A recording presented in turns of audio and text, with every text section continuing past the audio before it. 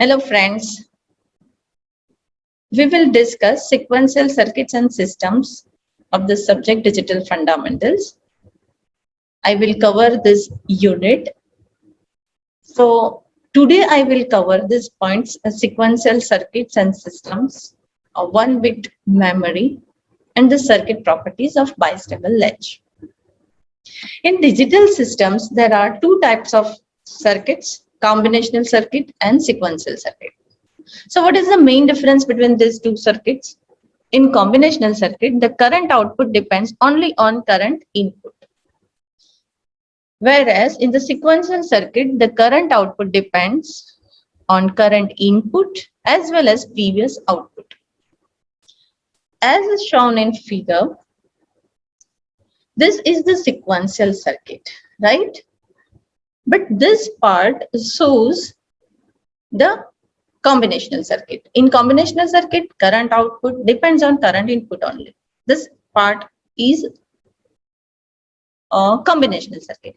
Now in the sequential circuit, this output given back to the input, that is known as feedback. You know that. Okay. So this current output we are applying back to the input. For that we require memory. To store this previous output, we will use memory elements and we will give this output back to the input here. So this is known as a sequential circuit. Differences between combinational circuits and sequential circuits. In combinational circuit, as I told you, current output depends only on the current input. So there is no requirement of the feedback and there is no storage element, memory element required. In the sequential circuit, current output depends on current input as well as previous output. We require feedback. We will give the output back to the input. So feedback path is required, as well as to store this feedback previous output, we will use memory element to store the previous output. Now the next point, in the combinational circuit, we are not using clock signals. In the sequential circuit, we are using clock signal. As a clock signal and feedback path, we are not using. So combinational circuits are easy to design. Sequential circuits are difficult to design. Now we'll see the types of the sequential circuits. There are two types, asynchronous sequential circuits and synchronous sequential circuits. Basic main difference between these two circuits are the clock signal. In the asynchronous sequential circuits, there is no need of clock signal. We are not using clock signal. And in the synchronous sequential circuit, we are using clock signals. Now, what is the clock signal? We'll see first, then we'll go ahead. This figure shows the clock signal. It is nothing but the simple periodic cycle. Here you can see this is off time and this is what? On time. In the digital systems, we are using triggering, level triggering, positive level triggering, negative level triggering, as well as edge triggering. So what are the difference between these two, level triggering and edge triggering?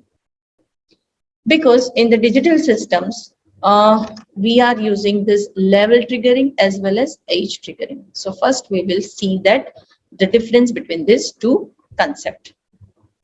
So in the clock cycle, you can see here the dark part, blue part shows the level, high level.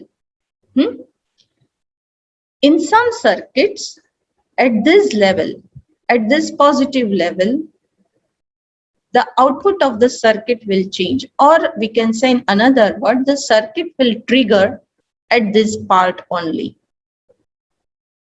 That is known as positive level. Triggering means at positive level, the circuit will change its state.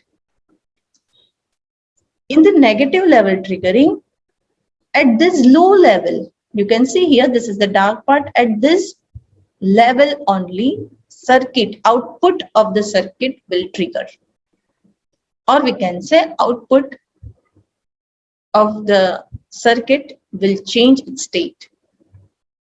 Okay, at this level. So this is known as negative level triggering. Now what is age triggering? This clock signal will change its state from low level to high level. Means at this age, the output of the circuit will change, or we can say circuit will trigger, circuit will activate at this age only. This is known as positive age triggering. As it is moving, clock signal is moving from low level to high level. That's why it's positive age. And at that age, the circuit will trigger. That's why name is positive age triggering. And negative age triggering. So in the negative age triggering, whenever clock pulse will change its state from positive level to negative level, high to low level. So at this age only, circuit will change its state. Circuit will trigger. That's why the name is negative age triggering. Okay, now we will see what is the bistable element, or we can say 1-bit memory cell. Friends, we are using memory nowadays, in laptop, in the computers, in mobile. Okay, so these memory elements are nothing but the simple, we are using the circuit as shown in figure, or else we are using resistors in that memory. So it contains the bistable element. So now we will see the function of this circuit as shown in figure. We are using 2 inverter. If I will apply the input A, it will give complemented output. So in this circuit, the output of the upper inverter will be given to the lower inverter, and the output of this lower inverter will be given to the input of upper inverter. So if I will give A is equal to 0 to this inverter, then output, that is A dash, is equal to 1. So 1 I am applying here, that is B. So B dash will be 0. Again, I will give here 0, and the cycle will repeat. The output of this circuit is Q, and this is what complement of this output, that is what Q dash. So there are 2 inputs, 2 outputs. A and B are the inputs, Q and Q dash are the outputs. So at a time we will get complemented output here. So these are the different cases I have taken here. Whenever A is equal to 0, in the first inverter, this inverter 1 gives 1. Okay, if I will give A is equal to 0, Q will be 1. And at the same time, inverter 2 means Q dash is equal to, now this Q I am applying to here. So that is equal to B dash.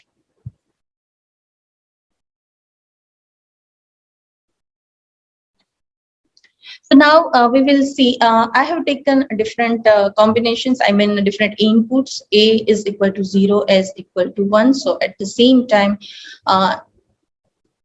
if A is equal to 0, Q and Q dash will be 1 and 0 respectively. And if I will give A is equal to 1, Q and Q dash is equal to 0 and 1 respectively. Now we'll see the circuit properties of this bistable circuit, or we can say latch. We are getting 2 outputs, and these outputs are complemented to each other. The circuit has 2 stable states. Okay, when Q is equal to 1, here when the output Q is equal to 1, this circuit known as set circuit, I mean set mode. Okay, so whenever Q is equal to 1, the circuit is in state set state. Whenever Q is equal to 0, the circuit will be in reset mode, reset state. The circuit can store 1 bit of digital information at a time. And so it is called 1 bit memory cell, because at the output we are getting Q and Q dash. So Q will be the 1 bit memory. The 1 bit information stored in the circuit is logged or latched in the circuit. The circuit is also known as latch. Okay, at a time it will store or latch 1 bit data. That's why the name is latch. Okay, friends, thank you.